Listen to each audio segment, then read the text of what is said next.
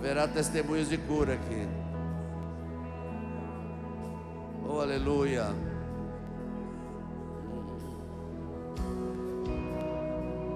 Dissipa as trevas, incendiar.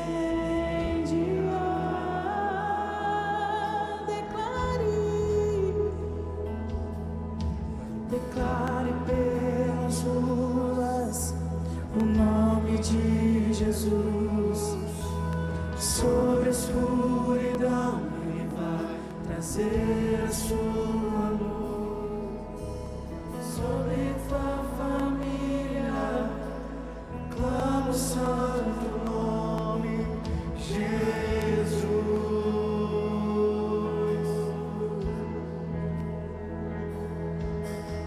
Declare pelas ruas o nome de Jesus.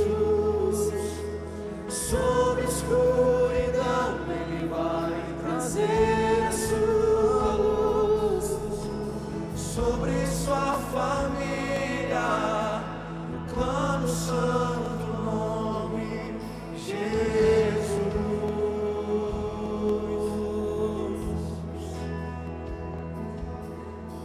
Declare pelas ruas o nome de Jesus. Sobre a escuridão Ele vai trazer a sua luz. Sobre sua família clama o santo nome Jesus.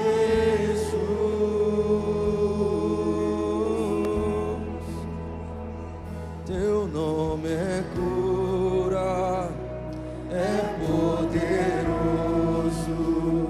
Seu nome é vida.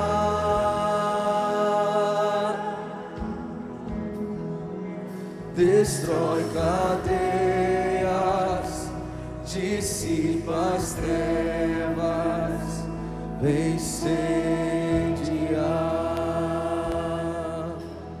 Vamos dizer, teu nome é cura. Teu nome é cura, é poderoso.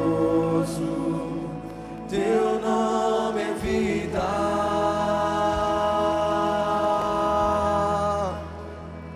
Destrói cadeias,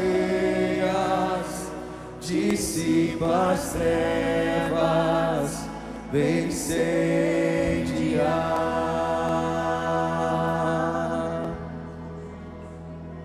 Teu nome é cura, é poderoso. Teu nome é vida.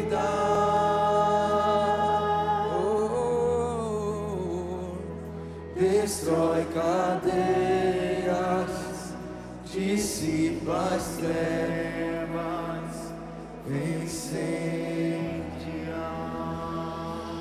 Aí mesmo onde você está, coloque a mão no seu coração. Deus me fala de uma pessoa que está pela internet assistindo esse culto, não hoje, mas mandaram um link para você, porque você já tentou de todos os jeitos ser curado e não conseguiu. E agora você está, eu vejo você sentado na sua cama, com os pés para cima, porque o diagnóstico é de uma diabetes que está mutilando as suas partes do seu corpo. E Deus manda dizer para você que nessa noite Ele está curando a sua vida em nome de Jesus. Você está assistindo sem esperança, mas para que a honra e glória do Senhor alcance a sua casa, nós profetizamos cura sobre você agora, em nome de Jesus. Coloca a mão no seu coração, querido. Talvez você está aqui e tem alguém da sua casa que precisa de cura. Essa unção vai tocar a sua vida e vai tocar quem estiver perto de você. Nós queremos em um Deus que cura. Senhor Deus, nós declaramos a cura completa, do alto da cabeça à planta dos pés. Doenças autoimunes, doenças no físico, ou doenças emocionais, todas elas, ó Pai, nós declaramos o que Isaías diz, que o Senhor levou sobre si todas as nossas dores e todas as nossas enfermidades.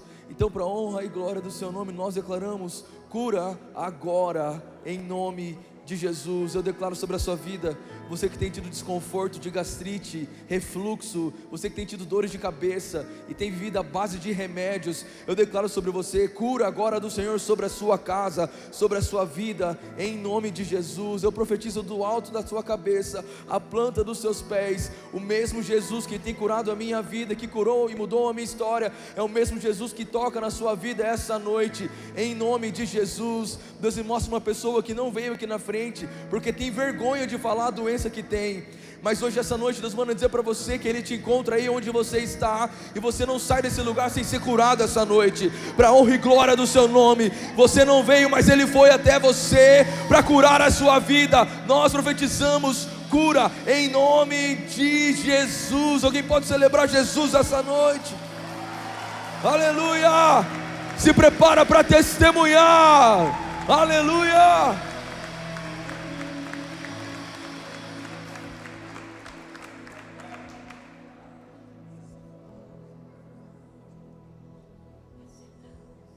Os que não estão orando podem sentar. Permanece só os que estão orando ainda. Todos podem se sentar, por favor. Obrigado a vocês. Aleluia. Há uma unção muito forte nesse lugar. Escute bem. Muitas vezes a gente acha que são chavões bíblicos ou chavões de igreja, mas a palavra de Deus é verdadeira, e Deus honra a sua palavra. Deus não é homem para mentir, e eu tenho uma certeza da palavra de Deus tão grande, que Jesus mandou dizer e escrever na palavra: quando 2 ou 3 se reunirem em seu nome, Ele estaria presente. Temos mais de 3 pessoas em nome de Jesus aqui. Com certeza Ele está presente. E recebe de cada um aquilo que está no seu coração. Louvado seja o nome do Senhor. Quantos já receberam algo nessa noite aqui? Eu recebi uma unção muito forte. Espero que você tenha recebido também. Amém? Mas antes da palavra, eu quero fazer um desafio. No mês de junho, todos os anos, no feriado do Corpus Christi, nós realizamos em São Paulo o nosso congresso anual, de onde vêm todas as igrejas, caravanas, até de outros países, todo ano. E o próximo ano vai ser o 32º. Então já são 32 anos. Mas eu vou fazer um desafio que eu não sei se será possível, mas tudo é possível ao que crê. De toda a equipe de louvor está lá. E a equipe de dança apresentar o que apresentou hoje aqui.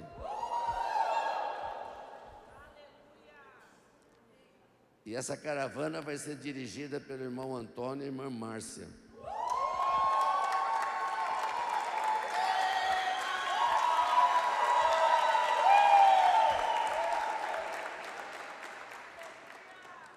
Aleluia. E já vou colocar no programa a participação de vocês. Amém? Louvado seja o nome do Senhor. Eu creio que o culto é isto. O que é o culto? Nós adoramos ao Senhor, nós louvamos o seu nome. Foi ministrado salvação, foi ministrado cura, e agora vem a hora da palavra. E a palavra é o momento do ensino. Uma das características do meu ministério é ensino da palavra. Cada um tem um dom. Tem o dom daqueles que oram por cura, acontece, ora por isso, acontece. Tem os trenzinhos de fogo, tem os sapatinhos de fogo, tem pregador que cospe fogo. Mas eu sou bem manso. Eu gosto da palavra. E eu tenho uma revelação muito forte que Deus me deu já há algum tempo, que eu senti de ministrar essa noite aqui. Então, para aqueles que gostam de profundidade da palavra, se preparem, para receber o que Deus tem para nós nessa noite. É como a gente, todos os dias a gente almoça alguma coisa, come.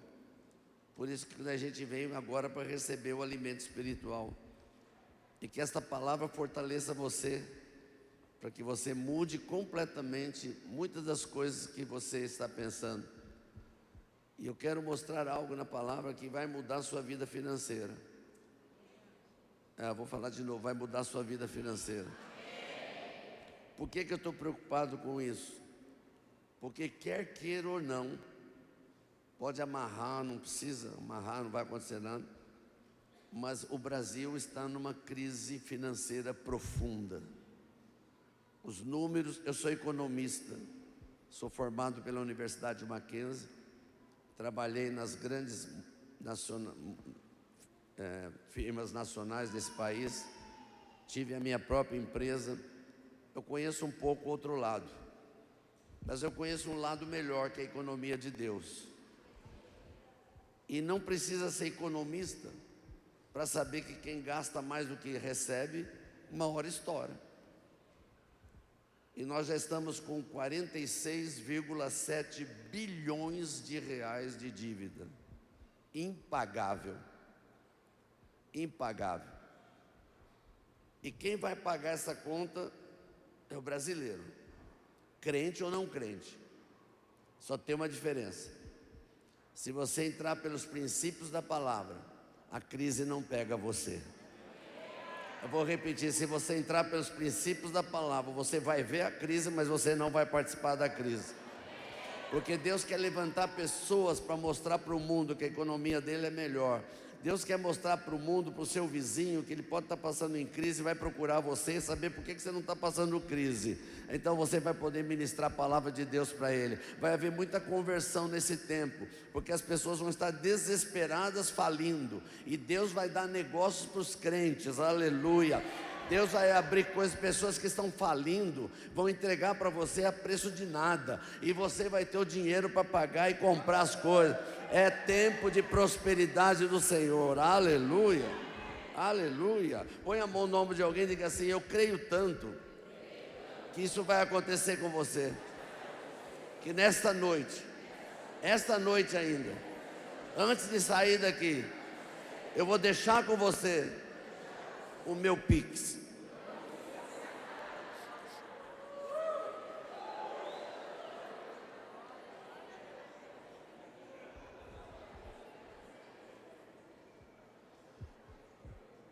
Introdução.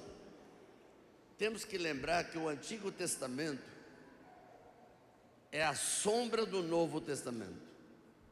Então tudo que eu leio no Antigo Testamento eu tenho que trazer para o Novo Testamento. Então, se eu estudo sobre a vida de Moisés, eu estou vendo um tipo de Jesus que libertou o povo, que salvou o povo. Se eu estudo a vida de Josué, eu tenho um tipo do Espírito Santo que substituiu Moisés, como o Espírito Santo substituiu Jesus e trouxe graça, liberdade e entrou na terra prometida. Então, quando eu leio sobre o templo do Antigo Testamento, eu estou falando sobre a minha vida e a sua vida, porque no Novo Testamento nós somos o templo do Espírito Santo. Então, quando eu falar do templo hoje aqui, eu estou falando de mim e de você.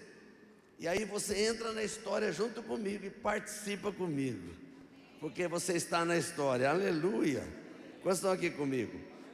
Então nós vamos ler o primeiro texto de Ezequiel, capítulo 43, o versículo de 1 a 4. Ezequiel 43, de 1 a 4. Não percam uma palavra para não perder a sequência. Então o homem me levou à porta que olha para o oriente, e eis que do caminho do oriente vinha a glória do Deus de Israel. A sua voz era como o ruído de muitas águas, e a terra resplandeceu por causa da sua glória. O aspecto da visão que tive era como da visão que eu tivera quando vim destruir a cidade. E eram as visões, como a que tive junto ao rio Quebar, e me prostrei rosto em terra, e a glória do Senhor entrou no templo pela porta que olha para o oriente. Repete comigo: a glória de Deus entrou no templo pela porta do oriente. O que está acontecendo aqui? Ezequiel é um profeta que Deus levantou para restaurar a nação de Israel. Só que a nação de Israel está passando exatamente o que o Brasil está passando. É muita coincidência. Israel está passando um momento terrível, pior que o Brasil, porque eles estão debaixo de escravidão naquela época. E Ezequiel, como profeta, está intercedendo para Deus abençoar o povo, está clamando, porque o bom profeta é aquele que intercede pelo povo. E ele está pedindo: Senhor, manda a tua glória é tudo que nós precisamos. E qual é a visão que ele tem? De repente, fala para alguém que está do seu lado: de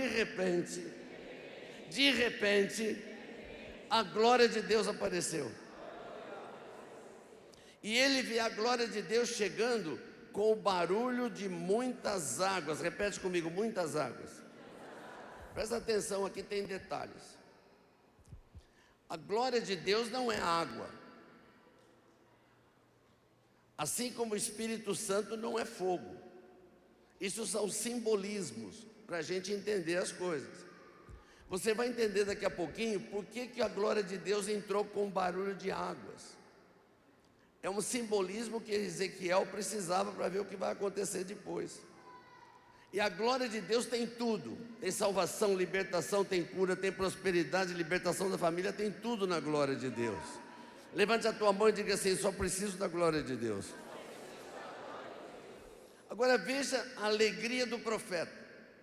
O profeta vê a glória de Deus chegando, e onde que ela entra? No templo. Na glória de Deus entrando dentro do templo, mas usou uma porta específica. É a porta do oriente, por onde a glória de Deus entrou. Mas aconteceu algo. 44, verso de 1 a 3, por favor. Ezequiel 44, de 1 a 3. Então o homem me fez voltar para o caminho da porta exterior do santuário que olha para o oriente, a qual estava?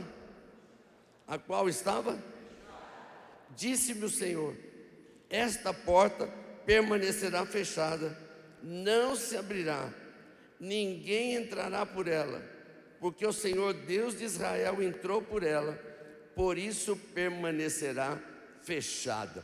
Aqui parece que a coisa ficou triste.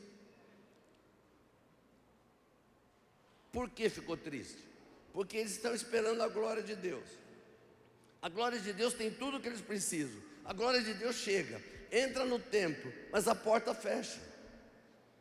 E se a porta ficar fechada, a glória de Deus não pode se manifestar. Porque a glória de Deus, ela tem que se manifestar, é o Shekinah de Deus. Porque se ela se manifestar, vem cura, libertação, restauração. Mas se ela ficar fechada dentro do templo, ela não se manifesta. Põe a mão no teu irmão e fala assim: o segredo é saber como abrir essa porta, para que a glória de Deus se manifeste.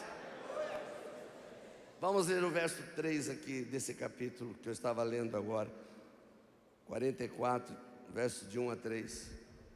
Quanto ao príncipe, ele se assentará ali por ser príncipe, para comer o pão diante do Senhor.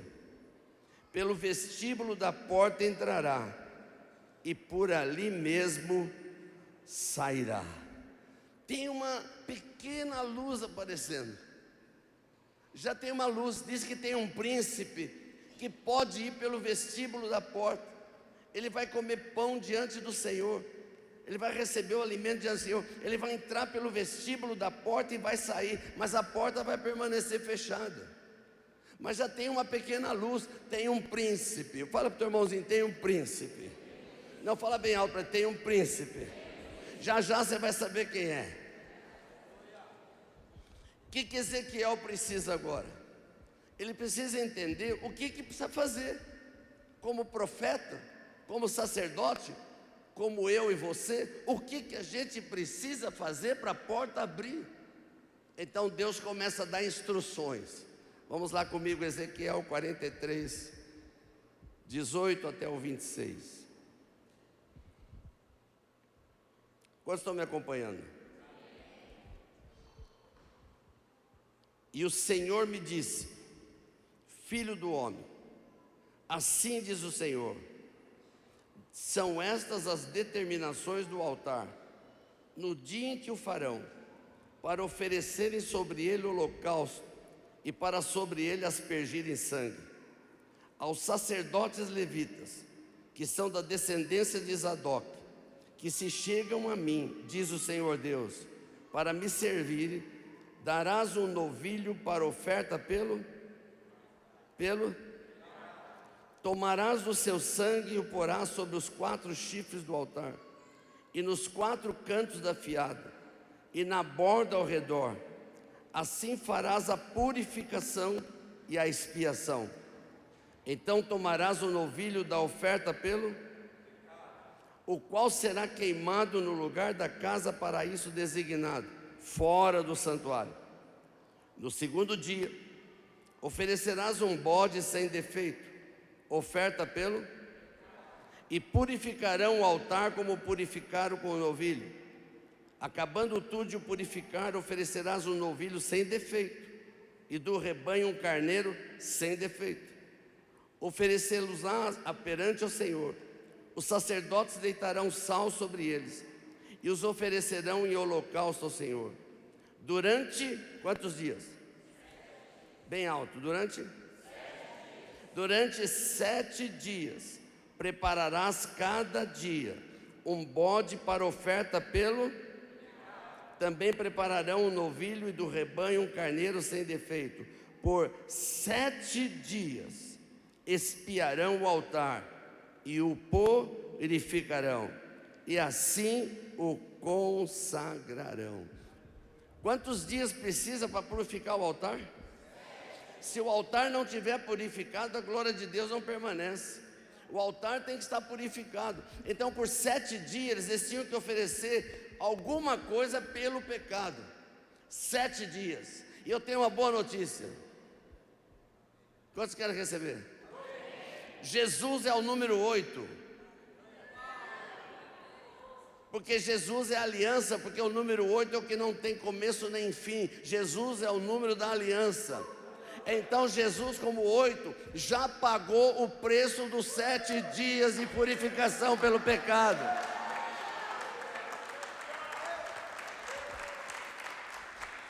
Eu não preciso mais fazer oferta pelo pecado, porque Jesus já pagou o preço. Põe a mão no nome de alguém e fala assim: então, toda oferta, a partir de agora, não é mais pelo pecado. Quantos estão comigo aqui? Vamos para o capítulo 44, verso 3. Quanto ao príncipe, ele se assentará ali por ser príncipe, para comer o pão diante do Senhor. Pelo vestíbulo da porta entrará, e por si mesmo, por aí mesmo, sairá. A oferta do príncipe é essa que vai abrir a porta. Vou repetir. A oferta do príncipe é o que vai abrir a porta para a glória de Deus sair. Os 7 dias da purificação eles precisaram fazer, mas nós não precisamos, porque Jesus já fez isso por nós. Então eu tenho a oferta do 8º dia, que é a oferta da aliança, e essa abre a porta, mas tem que ter um príncipe. Quem é esse príncipe? Quem é esse príncipe? Quem é esse príncipe? Quem é esse príncipe? Pega a tua mão direita, põe no ombro de alguém. Agora você vai entender por que tem muita gente que não é abençoado. Porque a bênção é para ele e ele dá para Jesus. Esse príncipe não é Jesus. Se estamos falando do templo, e se eu sou o templo, a Bíblia diz no livro de Apocalipse, principalmente nas cartas de Pedro, que nós somos casa espiritual, e nós somos reis e sacerdotes. Eu sou esse príncipe, você é esse príncipe, você é a pessoa certa. Não é Jesus, é você que pode abrir a porta.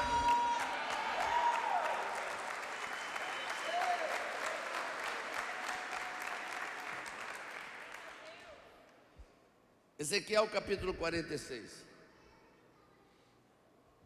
versículo 1 a 8, eu estou só na introdução. E estou animado. Eu só tenho 79 anos e 9 meses. Mas eu quero dizer para você que eu tenho uma unção de rejuvenescimento que vai cair sobre você essa noite. Ezequiel 46, de 1 a 8 diz assim: assim diz o Senhor Deus: a porta do átrio interior, que olha para o oriente, estará fechada durante os 6 dias que são de trabalho, mas no sábado ela se abrirá, e também no dia da festa da lua nova. O príncipe, põe a mão em alguém e fala: é você, cara. O príncipe entrará de fora pelo vestíbulo da porta, permanecerá, escuta, permanecerá junto da ombreira da porta. Os sacerdotes prepararão o holocausto dele, o seu sacrifício pacífico, e ele adorará no limiar da porta, e sairá, mas a porta não se fechará, porque ele adorou na porta. Você vai estar diante da porta, a porta está fechada, a glória de Deus está dentro, precisa sair, e você está lá no umbral da porta, adorando, adorando. Enquanto você adora, os sacerdotes trazem a oferta, e quando a oferta chega, a porta se abre, e mesmo que o príncipe saia, a porta não se fecha. Põe a mão no ombro de alguém e fala assim: na tua mão tem uma chave. Infelizmente, para alguns, está enferrujada, mas hoje vai abrir a porta, e quando abrir essa porta, a glória de Deus vai se manifestar, primeiro sobre você, depois sobre a tua família, depois sobre os maiores, a teu bairro, a tua cidade, vai haver a manifestação da glória de Deus.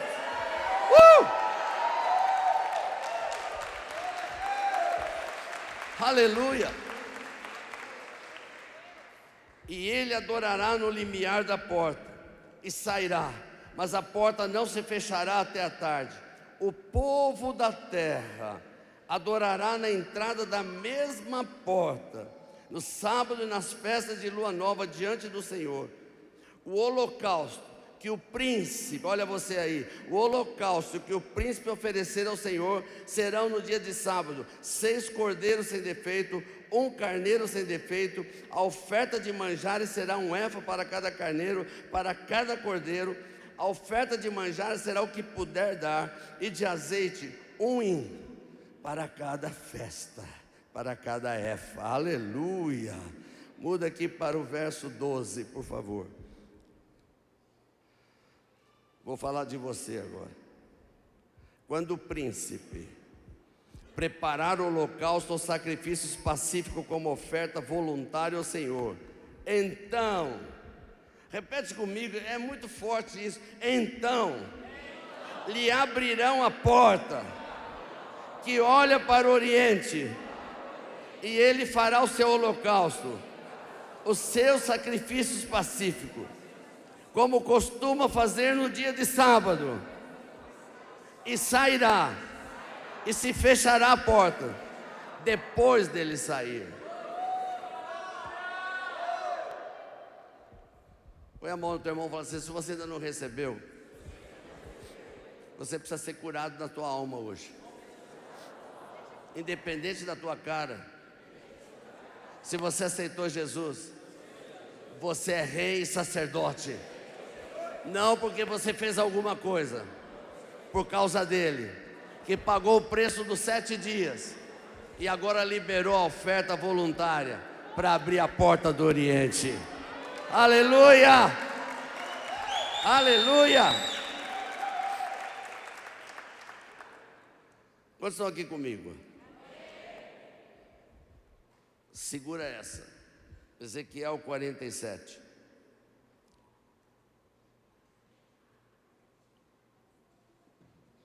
Como que a glória de Deus entrou no templo? Qual o símbolo?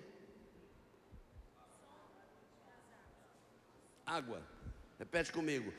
O símbolo da visão de Ezequiel, glória de Deus como água. Ezequiel 47, por favor, a partir do verso 1. Depois disto, o homem me fez voltar à entrada do templo, e eis que saíam. A porta já foi aberta pela oferta do príncipe, então agora só vai sair o que? A glória de Deus. Se entrou como água, tem que sair como.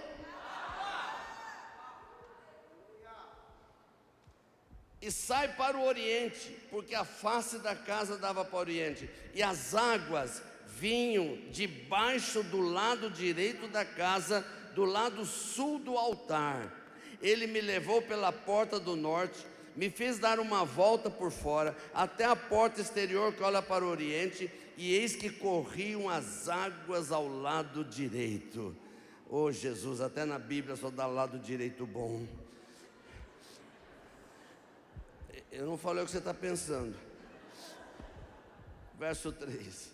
Saiu aquele homem para o oriente, tendo na mão um cordel de medir. Mediu 1000 côvados e me fez passar pelas águas, águas que me davam pelos tornozelos. Mediu mais 1000 e me fez passar pelas águas, águas que me davam pelos joelhos. Mediu mais 1000 e me fez passar pelas águas, águas que me davam pelos lombos. Mediu ainda outros 1000, e já era um rio que eu não podia atravessar, porque as águas tinham crescido, águas que se devia passar a nado, rio pelo qual não se podia passar a pé.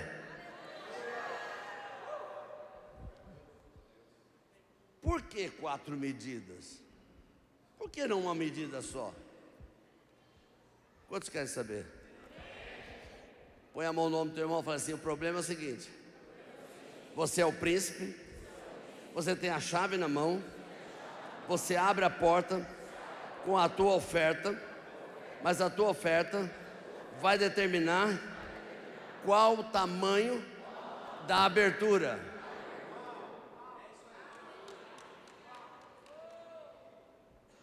Tem gente, não precisa levantar a mão, tem gente que está contente só com a glória de Deus no pé. Sapatinho de fogo. Podia fazer isso? Santo. Tem muita gente cheia do Espírito no pé, mas só o pé. Mas quando ele chega em casa, não tem dinheiro para pagar o leite das crianças, não tem como pagar aluguel, mas quando ele está na igreja,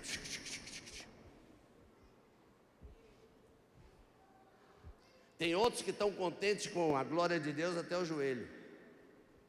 Sabe quem são esses? São os que oram. Ora, mas não faz nada. Fica orando, pedindo: Senhor, manda. E o Senhor fala: faz alguma coisa. Tem aqueles que querem a glória de Deus aqui. Quantos já entraram com água até aqui no pescoço? Quantos? Quantos não entraram com água até o pescoço? Os que não levantam a mão não sabem o que é água nem pescoço.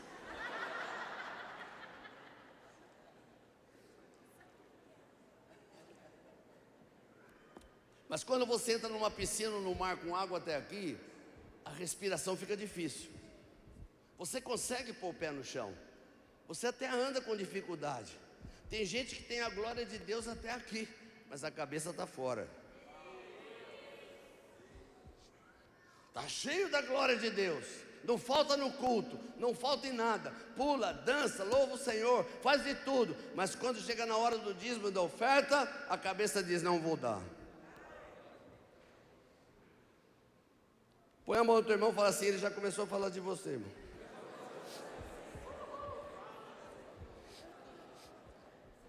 Quantos aqui já foram a Israel? 1, 2, 3, 4. Foi a Israel? Não tem mais alguém? Esse problema de coisa escura não é comigo. Eu não consigo ver as pessoas. Dá para acender mais? Bota o holofote. Isso. Aleluia. Que eu gosto de ver o rosto das pessoas.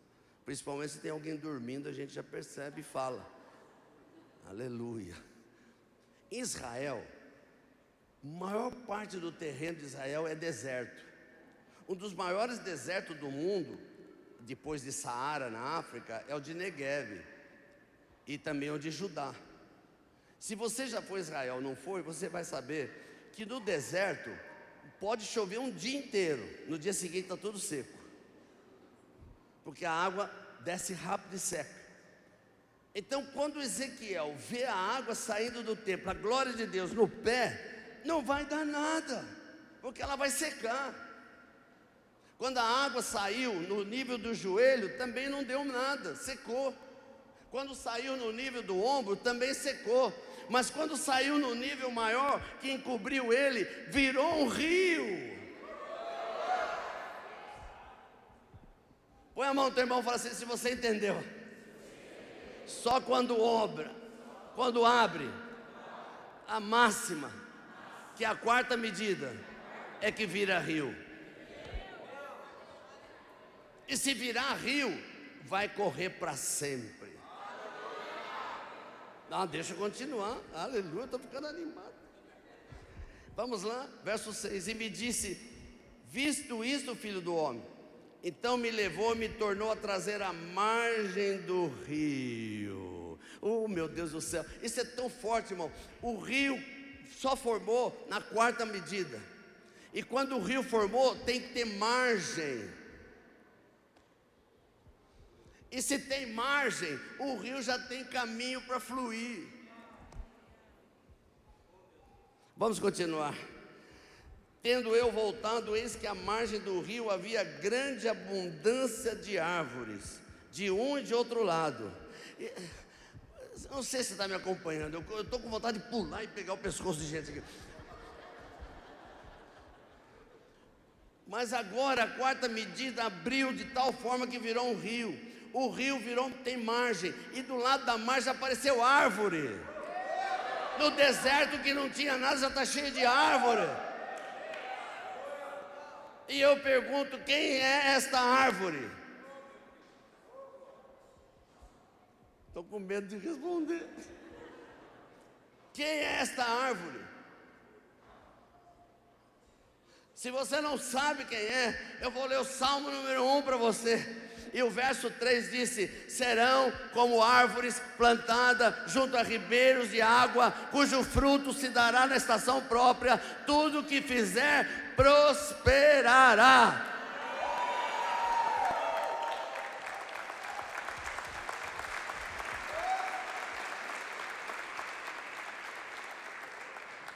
Põe a mão no nome de alguém e fala assim: se você não entendeu, você é essa árvore. Presta atenção que faz uma oferta depois dos 7 dias do pecado. A oferta da aliança com Jesus. Olha o que faz. A oferta máxima abre um rio da glória de Deus. O rio da glória de Deus começa a fluir.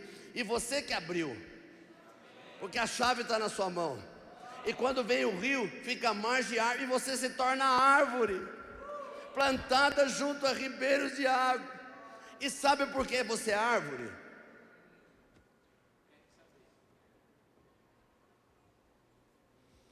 Sabe por que você é árvore?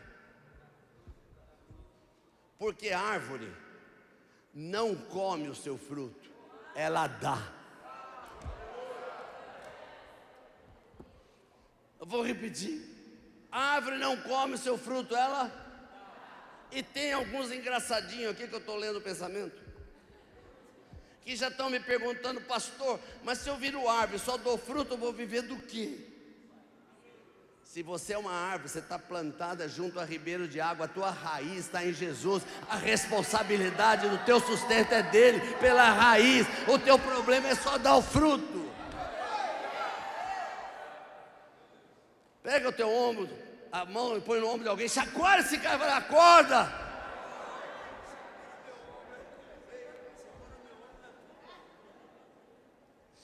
Verso número 8. Então me disse: estas águas saem para a região oriental, descem a campina, entram no mar morto, cujas águas ficarão saudáveis. Mesmo que você não vá a Israel, leia sobre o mar morto. O mar morto é mortinho da Silva. Por que o mar morto é morto? Porque a quantidade de sal é tão grande que não nasce nada, nem peixe, nada. E uma coisa boa e ruim ao mesmo tempo: ninguém afunda. Eu vou repetir: ninguém afunda. Pode ser o gordinho mais quentinho que tem, não afunda, porque não tem como afundar. Mas qual é o problema? A água salgada não pode entrar na sua boca nem no olho, porque queima. Então o que eles fazem? Eles colocam na margem do mar, chuveiros para os desavisados. Na primeira vez que eu fui a Israel, eu não sabia. Eu quis nadar. Você imagina para onde eu saí correndo, desesperado para entrar embaixo do chuveiro, porque é tão forte. Mas a Bíblia diz que quando a glória de Deus entra no mar morto, ela vai ficar saudável. Eu quero profetizar: se as suas finanças estão morrendo, vai ter saudável nessa noite. Vai haver ressurreição das finanças, vai haver ressurreição do teu setor. Você não vai passar pela crise. Se você abrir a porta do Oriente e transformar num rio, você se torna árvore e não parar de prosperar. Quantos estão aqui comigo? Pastor, mas essa palavra eu já ouvi de pastores pregando, e eles falaram tudo espiritual. Lógico, a Bíblia você pode fazer o que você quiser. Você pode falar um texto para um lado, para a revelação para o outro lado. Mas esse texto, eu vou provar que ele é totalmente material. Vamos ver o verso. O verso número 10. Junto a ele, falando do rio, se acharão pescadores, desde En-Gedi até em Englaim, haverá lugar para se estenderem redes. O seu peixe, segundo as suas espécies, será como o peixe do mar grande, em multidão excessiva. Põe a mão do teu irmão assim: vai ter tanta fartura. Não, põe a mão do teu irmão assim: todo mundo em crise e você na fartura. Ah, recebe, irmão, recebe a palavra profética saindo do altar. Recebe a palavra profética saindo do altar. Verso 12. Junto ao rio, as ribanceiras de um e de outro lado, nascerá toda sorte de árvore, que dá fruto para se comer. Não fenecerá a sua folha, nem faltará o seu fruto. Nos seus meses produzirá novos frutos, porque as suas águas saem do santuário. O seu fruto servirá de alimento, e a sua folha de remédio. É forte isso para mim, porque eu descubro uma coisa aqui. Quantos querem saber? Deus não faz obra pela metade. Deus não dá cura sem dar prosperidade. E Deus não dá prosperidade sem dar cura. Porque se você for curado e não tiver prosperidade, vai ficar doente de novo, porque não tem dinheiro para comer. Mas se você for próspero e não for curado, você vai gastar todo o dinheiro com remédio. Então Deus, quando cura, dá prosperidade. Por isso que tem que ser árvore, folha e fruto. Oh, aleluia. Aleluia. Fala para o teu irmão, fala: está esquentando. Eu espero que você esteja chegando lá. Quantos estão aqui comigo?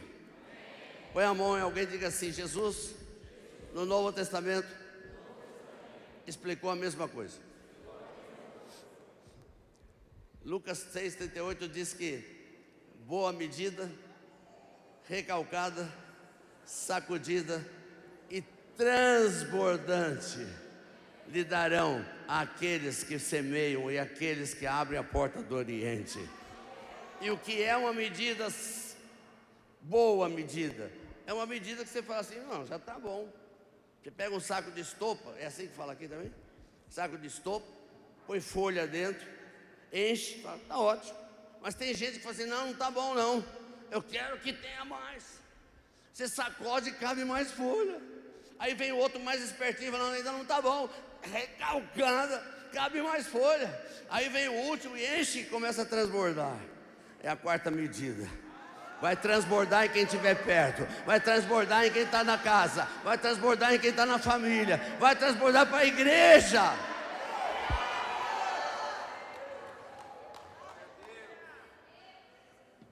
Quantos estão aqui comigo? Olha para o teu irmão e fala assim, está quase acabando a primeira parte. Eu quero mostrar algo para você, que isso não é uma questão simplesmente espiritual, é totalmente material. O judeu, quem for Israel sabe disso, você não vai encontrar um judeu pobre. Não que não exista, mas quando tem um judeu pobre, os outros judeus se cotizam para que ele não fique pobre. Por quê? Por causa da raça, eles não querem que a raça seja denigrida. Então os judeus se cotizam e ajudam ao outro. Você está aqui comigo? Olha para o teu irmão e fala assim, você é uma raça eleita, santa e gloriosa. Mas você já viu crente ajudar o outro crente?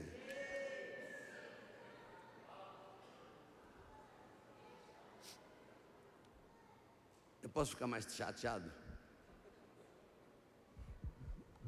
Você vem domingo na igreja, sim ou não? Quantos têm vindo regularmente aqui domingo à noite? Vamos numa igreja, levanta a mão.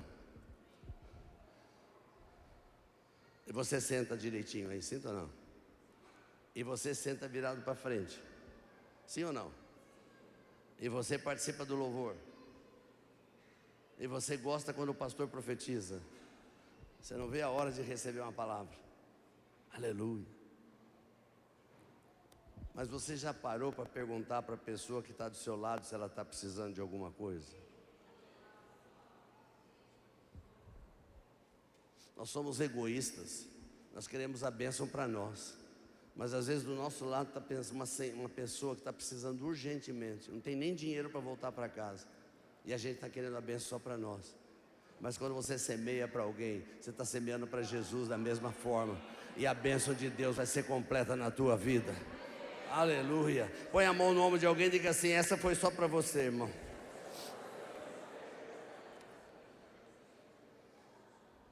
Há uma lei antiga do judeu. Deixa eu contar um pouquinho do judeu. Eu tenho tempo ainda? Tem? Tem? Bom, meu voo sai às 10 da manhã. Amanhã. Estou tranquilo. Quando eu fui a Israel a primeira vez, eu sou muito curioso. O tipo de profissão que eu tive foi sempre de questionamento. Então eu sou questionador em tudo. E eu queria achar um judeu pobre, porque para mim poder falar, tem judeu pobre. E a gente está subindo do Mar Morto para Jerusalém, a gente passa no deserto da Judéia. E quando está passando no deserto, eu olho e vejo cabanas. Cabanas igual favelado. Não sei se você já viu o pessoal de favela assim, bem favelado mesmo, não das comunidades, favelado. Você olha aquela cabana caindo aos pedaços, tem cachorro preso, tem pneu amarrado. Eu vi aquilo, irmãos. E quando eu vi aquilo, eu parei o guia e falei assim, é o judeu pobre? Ele falou, não, são ricos? Ah, não, você está brincando. Eu falei, e por que eles vivem assim? Ele falou, são judeus beduínos, é o estilo de vida deles. Mas amanhã cedo, eles vão sair daqui, muitos já de terno, outro com a camisa de médico, outros que, porque eles são médicos, engenheiro, mas eles vivem assim. Por quê? Porque eles são ricos e não querem ostentar o que. Então, falei, mas como é que mora uma favela desse tipo? Falou, você não sabe. Eles vivem no deserto. Deserto de dia, 50 graus. À noite cai abaixo de 0. No mesmo dia. Então eles têm um pano que é pelo de cabra. Eu falei, e daí? O pelo de cabra no inverno fecha. Não entra nem vento nem frio. No verão abre. Entra um ventinho do Oriente. E eu falei, e daí? $3.000 o metro quadrado. Você acha que eu perguntei mais alguma coisa?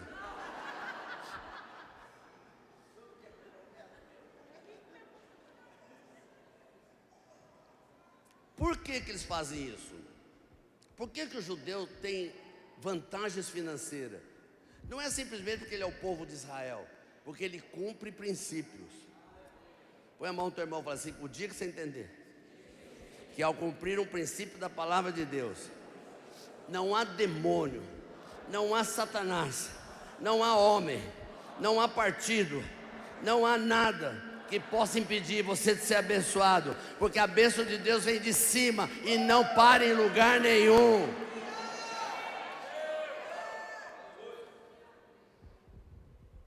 Gênesis capítulo 26, verso 2. Você pensou que eu terminei?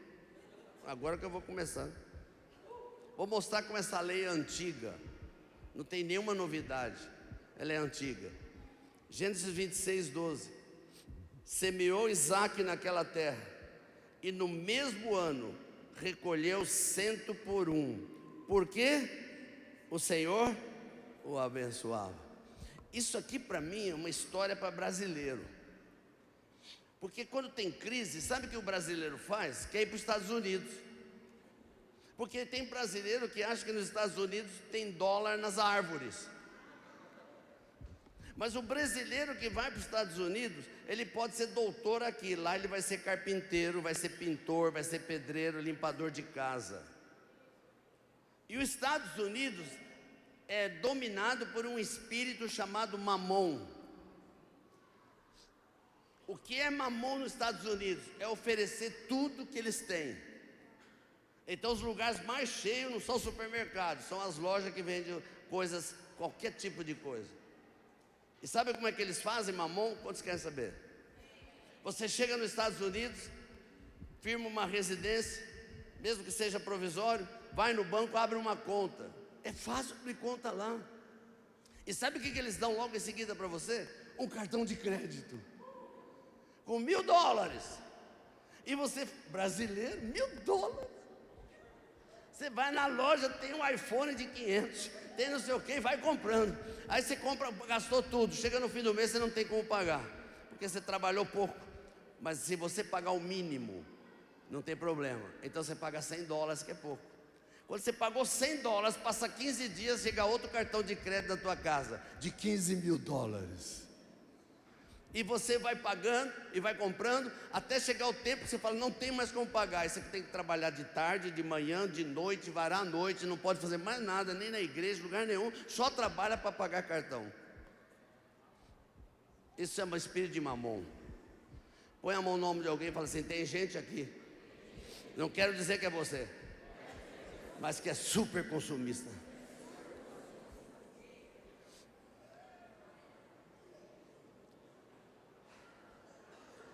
Êxodo capítulo 23, e agora estou indo para o fim de verdade. Ah, só vocês falaram Quero ver vocês aguentaram. Mas é só o pessoal da direita, gente. O pessoal da esquerda está ali. Oh, se converteram. A esquerda vai se converter nesse país. Êxodo capítulo 23, verso 10 e 11. Olha a prática do povo judeu. Deus falou com eles: 6 anos semearás a tua terra e recolherás os seus frutos, porém no 7º ano a deixarás descansar e não a cultivarás, para que os pobres do teu povo achem o que comer, e do sobejo como os animais do campo. Assim farás com a tua vinha e com o teu olival. Então faça comigo esse teste. Se ele semeia no primeiro ano, ele vai colher no segundo. Se ele semeia no segundo, vai colher no terceiro. Se ele semeia no terceiro, vai colher no... Se ele semeia no quarto, vai colher no... Se ele semeia no sexto, no quinto, ele vai colher no... E no sexto ele semeia e vai colher no... Mas no sétimo ele não semeia. Porque Deus falou para não semear. E aí, como é que ele vai viver depois? Quantos querem saber? Os judeus também queriam. E Deus falou, vou responder para vocês. Levíticos capítulo 25, o verso 20. Parece que eu vou ler aqui o que você está pensando. Se disserdes, que comeremos no ano sétimo, visto que não havemos de semear nem colher a nossa messe, então eu vos darei a minha bênção no sexto ano, para que dê fruto por 3 anos. No 8º ano da aliança, semeareis e comereis da colheita anterior até o ano 9, até que venha a sua messe ou colheita, comereis da antiga. Jesus é o 8º. Jesus é o 8º. Então ali vem a tripla bênção. Tripla bênção. Eles não vão semear naquele ano, mas vão colher por 3 anos. Fala para o teu irmãozinho, chegou o teu tempo. Não, fala de verdade, chegou o teu tempo. Chegou o teu tempo. Ao abrir a porta do Oriente, na máxima, na quantidade máxima, nunca mais faltará recurso para você. Nunca mais faltará recurso para você. Oh! E o último texto. Será que Jesus também entendia disso? Será que Jesus entendia dessa questão financeira? Ele não era economista, ele era carpinteiro. Mas como carpinteiro, ele teve que aprender também negócios. O seu pai ensinou negócio. Então Jesus sabia das coisas terrenas e das coisas espirituais. E quando chega em Marcos, capítulo 4, verso 26 e 27, é o último texto.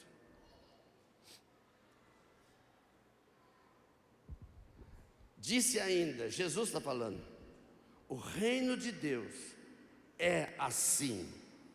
Ele não disse será assim, ou foi assim.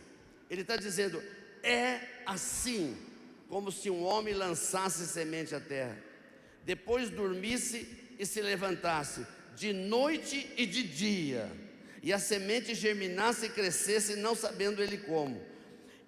Jesus está falando o seguinte, tem uma lei no reino. Os judeus já aprenderam. Chegou a hora de todos que entram no reino aprender. Qual é a lei do reino? O reino de Deus é desta maneira, como com o homem que lança a semente à terra. Ele está falando disso, é a lei do reino. Quantos aqui, eu já vou terminar, prometo. Eu já mando o pessoal do louvor subir para pedir.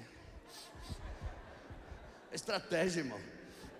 Só que eu tenho só quase 80 anos de igreja, eu conheço. O homem subiu, falei, o pastor já deu ordem. Me perdi. Quantos homens aqui, só homens casados?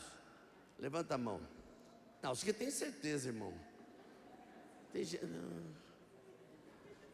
Fica a mão levantada, só os homens casados.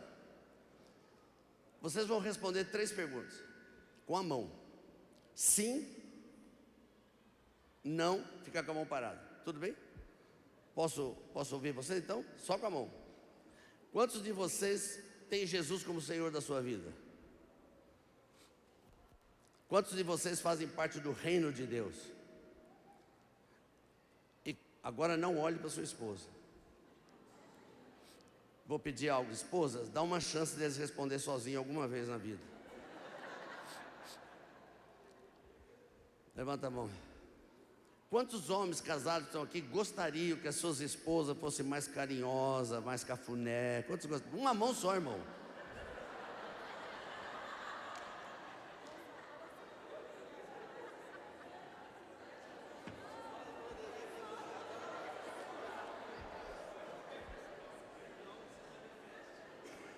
Apóstolo Eberson, por isso que é importante a luz acesa. Porque eu vi daqui, o camarada começou assim, olhou para o lado,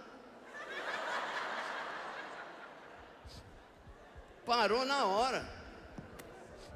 Eu vou responder para todo homem que balançou a mão: você só vai ter isso da sua esposa se primeiro você semear isso na vida dela.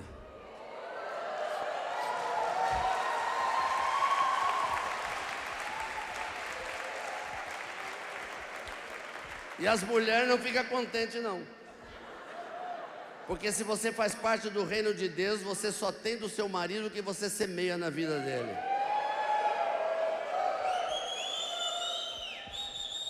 Põe a mão no nome de alguém e fala assim: princípio máximo do reino de Deus.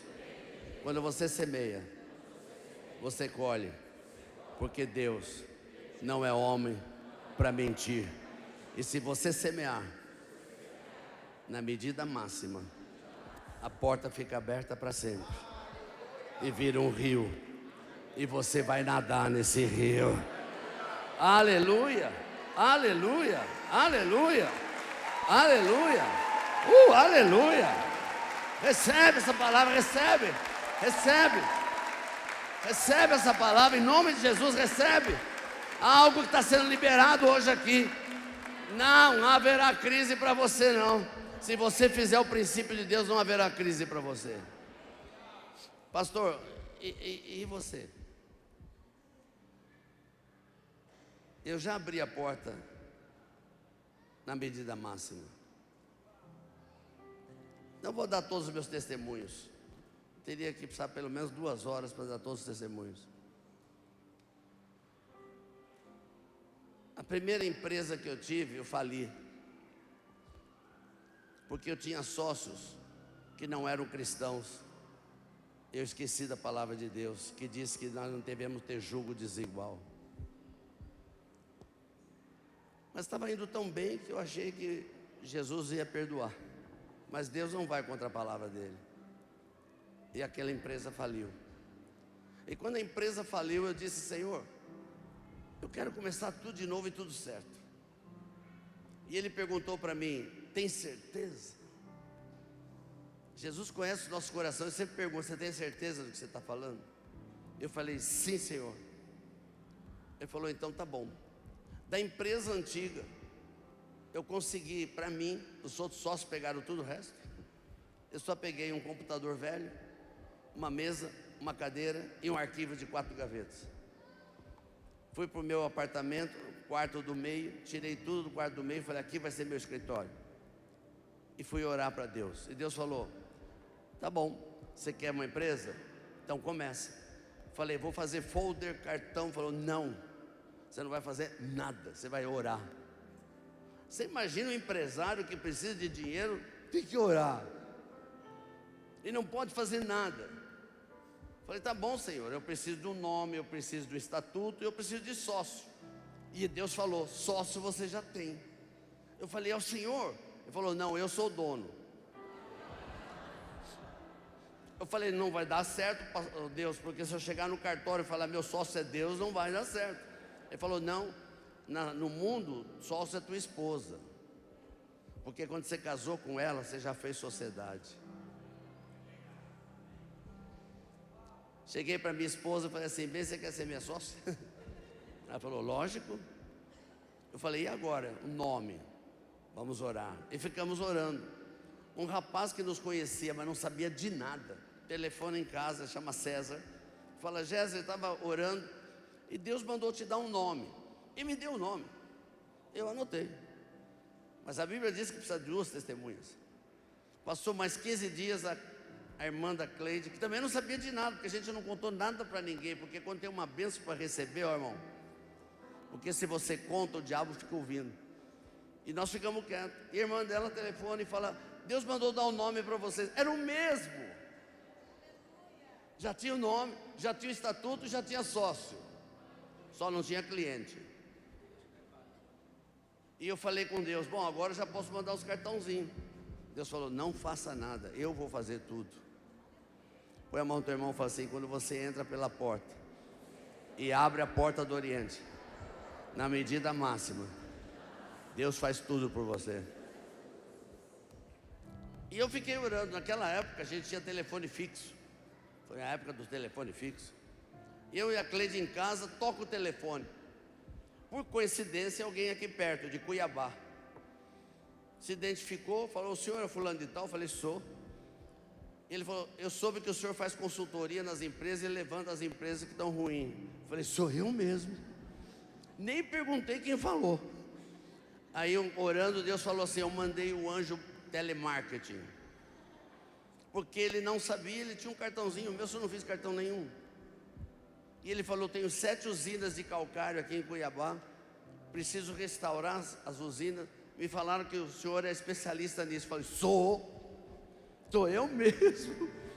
E ele disse: e aí? Eu falei: então o senhor me paga uma passagem, eu vou até Cuiabá, vejo a empresa, vejo como é que funciona, faço uma proposta, e se o senhor gostar, o senhor vai me pagando por mês. Ele falou: não, eu estou indo para São Paulo e vou no teu escritório. Irmão, você está no telefone, você tem que ser rápido. E eu falei: não, vou fazer diferente. Eu pego o senhor em Guarulhos, eu levo o senhor numa churrascaria e a gente conversa lá. Tudo bem. Peguei ele em Guarulhos, eu não tinha dinheiro, irmão. Levei no Fogo de Chão, lá em São Paulo. Caro. Mas eu estava confiante que o negócio ia sair. E estou no almoço conversando e vem carne, e ele não fala nada de negócio, só falou da vida dele. Chegou uma hora, Eberson, que nem picanha descia mais. Eu estava desesperado. E aí, quando terminou o almoço, veio a sobremesa, eu fiquei imaginando: e aquele homenzinho que vem com a pastinha assim, ó, como é que vai ser? Mas não deu outra. A hora que eu vi o garçom chegando com a pastinha, eu abaixei aqui quietinho. Rala malaxere canta lá malaxoto canta.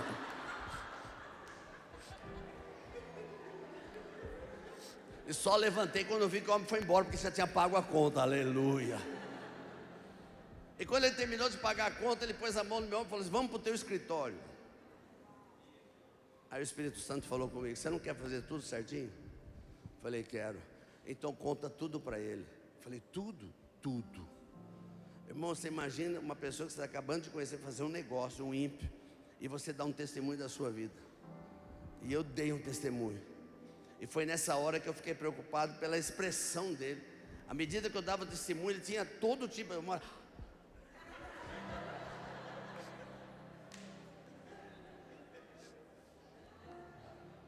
E quando eu terminei o testemunho, ele falou para mim assim: vamos para a tua casa. E na sala da minha casa, a Cleide oferecendo um café, ele assinou o contrato sem eu ir lá, sem ver, e já com pagamento adiantado.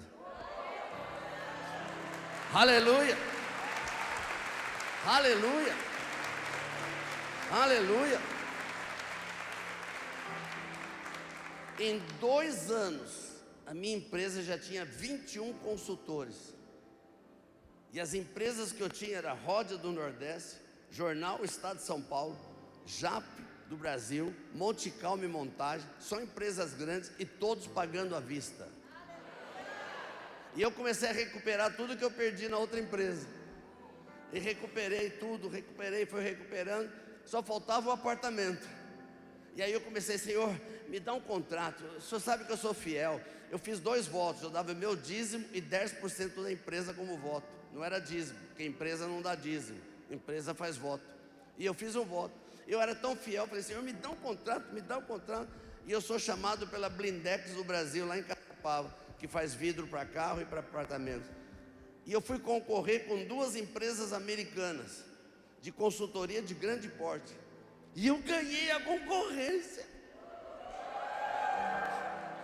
E eu saí de Caçapava, eu tinha um Voyage que estava sendo restaurado, porque mais caía as portas do que segurava.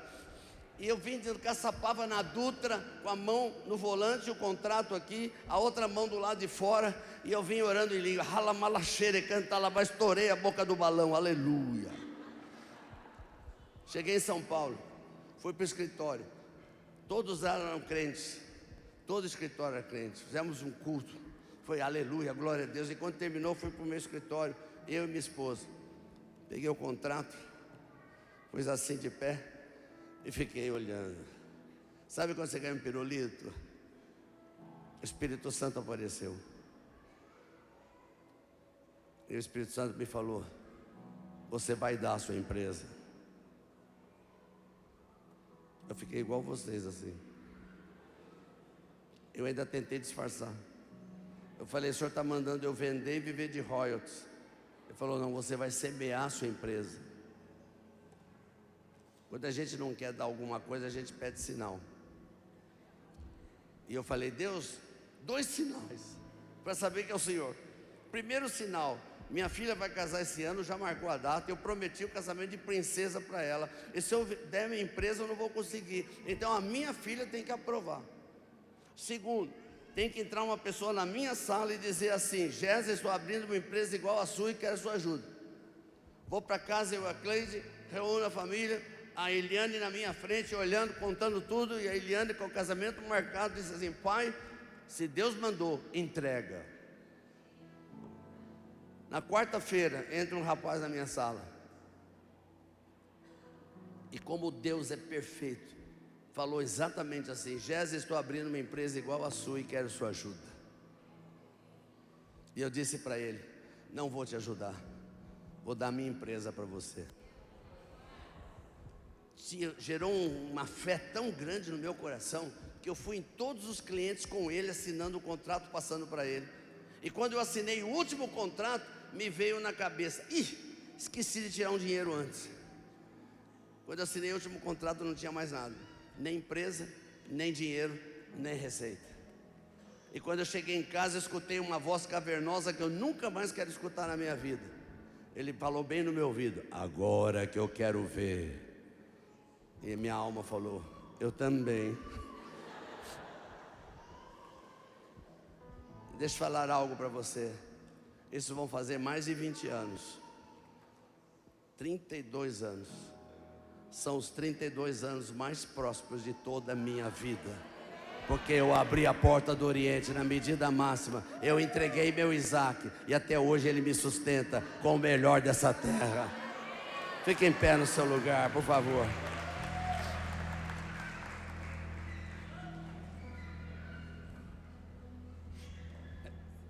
Posso falar mais uma coisinha?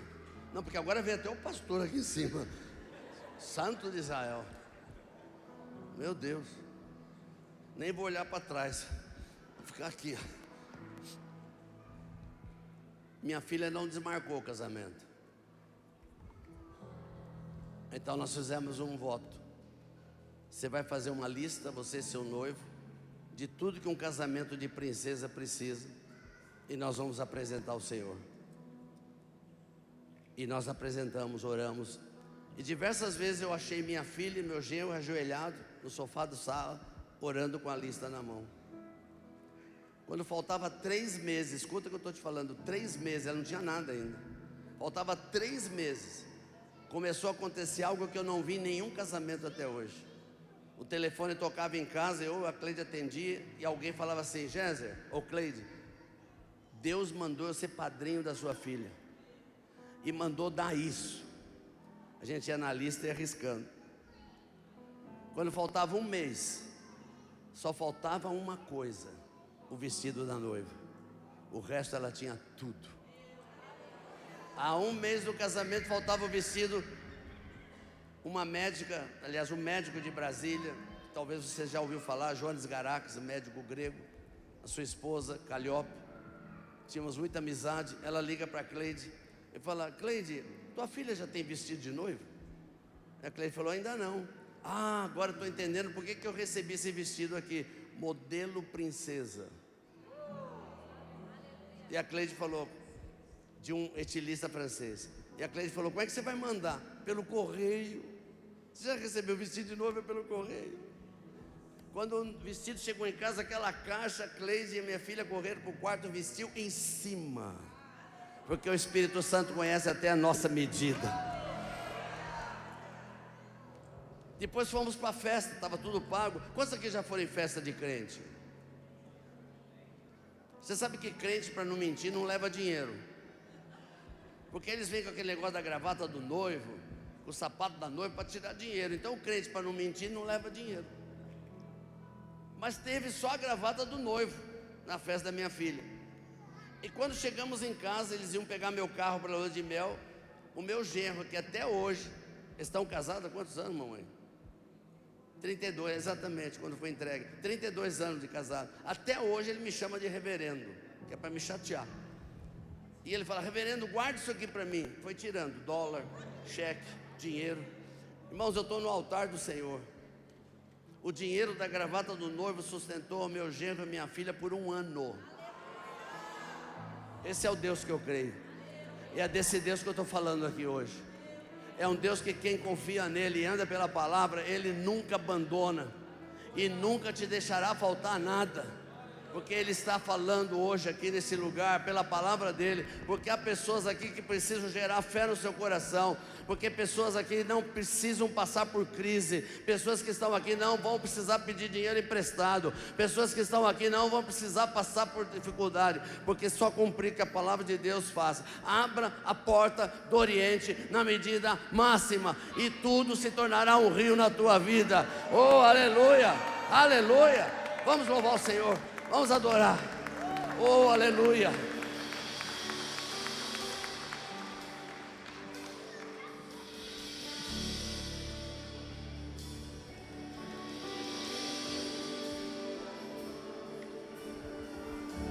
We